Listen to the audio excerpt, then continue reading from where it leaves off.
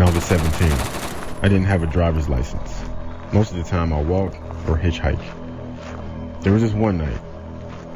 There weren't that many cars on the road, and it was very cold. And this man pulled over. When the guy pulled over, I took a good look at the guy and figured I could take him if he tried anything.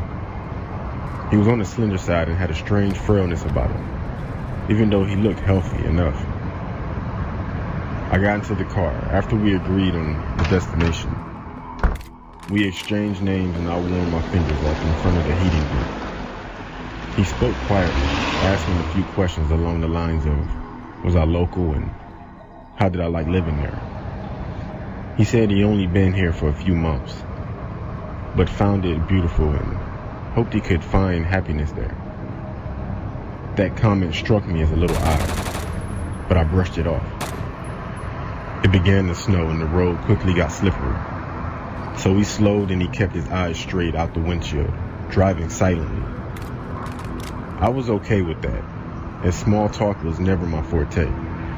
About 10 minutes later, I noticed the car near the intersection we were approaching seemed to be sliding, so I said, "Watch out." He immediately hit the gas, shooting through the intersection and burst out with, "Don't ever scream at me." Needless to say, I was taken aback. I said, "Look, this is close enough. Just pull over here and I can get there." He didn't seem to hear me. So I said, "Richard, did you hear me?" I said, "You can pull over here and let me out." But no response. He just stared straight ahead, driving faster now than he did when it started snowing. To say I was scared doesn't seem to cover the depth of the fear that began to rise in me. I didn't know if I should stay quiet or speak, but I was damn sure not going to yell after his outburst. After about a mile, he began to mumble under his breath. I couldn't quite make out what he was saying, but I assumed he was speaking to me.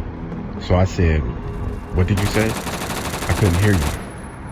He began to speak quietly and rapidly, saying things like, "You're always yelling at me. I've told you time and time again, do not yell at me. I don't appreciate it. No, you don't listen. And I was just sitting there looking at him. I was at a complete loss. I didn't know what to say in response or if I should say anything at all.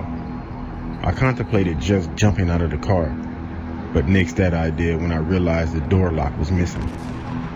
There was just a silver-lined hole where it should have been. I started to cry and debate with myself about causing an accident by grabbing the wheel and hoping for the best, when he suddenly looked at me for the first time since I had gotten in the car. He blinked several times, rapidly, then slowed the car, pulling into a gas station. I waited to see if he unlocked the doors, not wanting to say anything to set him off again. After a minute or two, he quietly said, "I think I better let you out of here." And he hit the button to the door locks, and he opened the door. I wasn't about to hesitate, so I jumped out of the car as if I were on fire. I was about to turn and walk into the gas station when he called my name. He looked so damn sad and I hesitated. He apologized, said he was sorry if he had frightened me, that he never would have harmed me. And he asked if I'd be able to get home okay. I said I would and closed the door. He began to pull out of the gas station, but stopped suddenly. He just sat there for a couple of moments, his head down. I froze, wondering what the hell was up, and was about to run into the gas station, but he opened his window and yelled at me, waving something in his hand, my hat. I left it on his seat. I slowly approached the side of his car, and he handed it to me, apologizing again. I didn't know what else to say, so I just said, "Thanks." I watched as he drove off, making sure he was out of sight before moving on so he wouldn't know which direction I was heading. As I walked, I went to put my hat back on, and a piece of paper fell out of it.